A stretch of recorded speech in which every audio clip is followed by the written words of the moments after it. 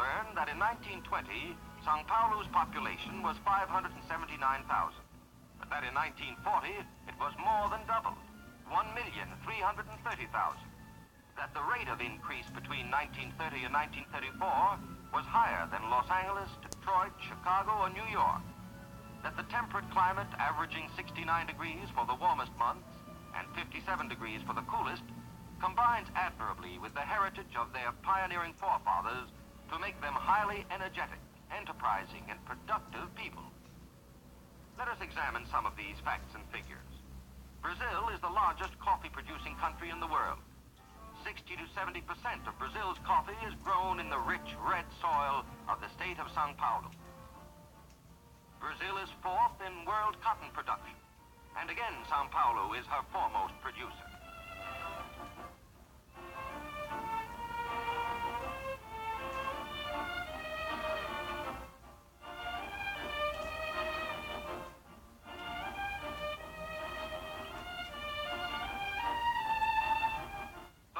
Some of the larger American industrial cities, industry in Sao Paulo is diversified.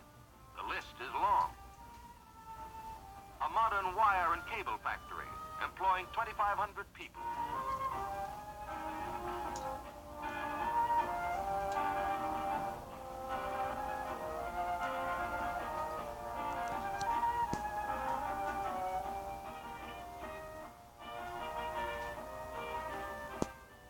An automobile plant employing 1,200 people, now totally devoted to making and assembling military vehicles for Brazil's rapidly expanding forces.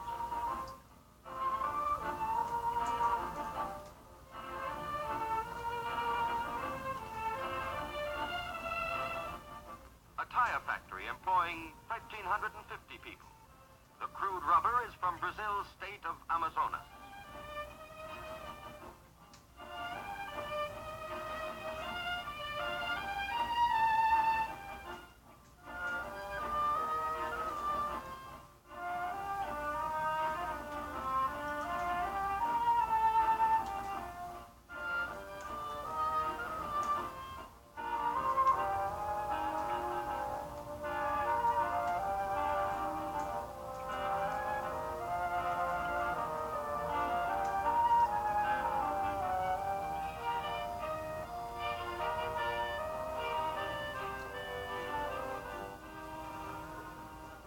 Surgical supplies factory.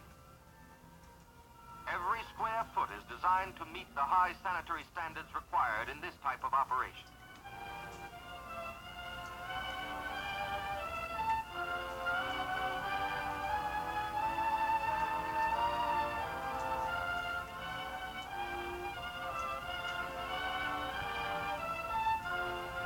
A shell casings plant. Each casing is earmarked for the Axis.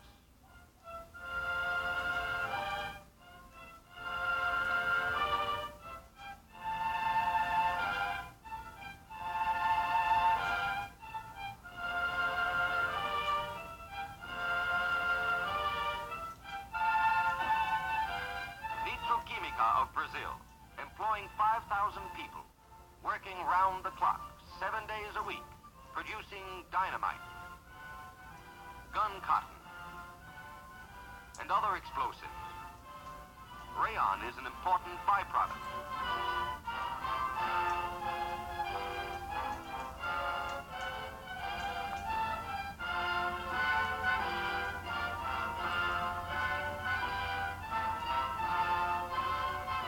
Pharmaceutical and biological products. This factory employs 1,500 people. The war has imposed heavy responsibilities on Brazilian industry. The Paulista has not been found wanting. To turn the wheels of his expanding industries, he has sought and found additional inexpensive hydroelectric power. This was no simple problem. Rain falling on the Sao Paulo plateau forms rivers which flow toward the interior away from the coast. A daring engineering plan evolved. Why not harness these rivers, stem their flow, back the waters to the rim of the plateau, and then send them rushing down the steep escarpment of the Cerro do Mar to a hydroelectric plant below? The plan for this great engineering feat was transferred to blueprints and soon there rose huge dams to stem the flow of the rivers. Soon large pumping stations were reversing their normal course. The waters formed large artificial lakes, and soon they were developing a head of 2,300 feet as they were sent downward through huge steel tubes to the turbines below.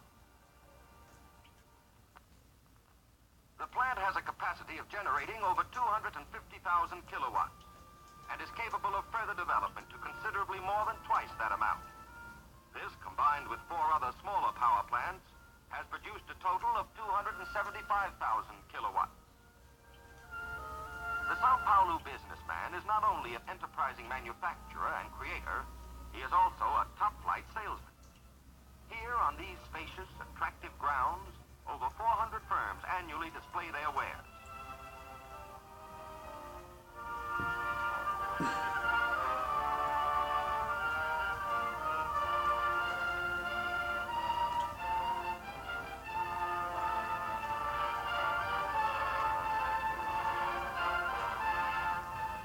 Appropriately, tribute is paid to world-renowned inventors and scientists, among whom are Edison, Santos Dumont, Pasteur, and James Watt. But proud as the Paulista is of his industrial achievements, he hasn't overlooked the other factors required in giving expression to a rich, full life. He has erected beautiful houses of worship.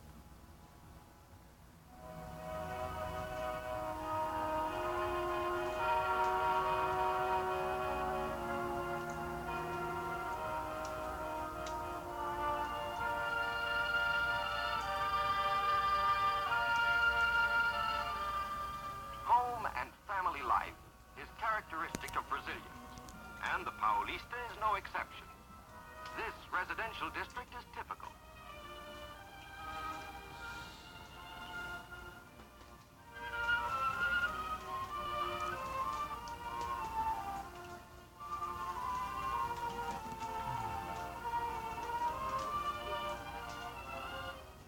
For the apartment house dweller, he has built modern and novel buildings designed for comfort and good living.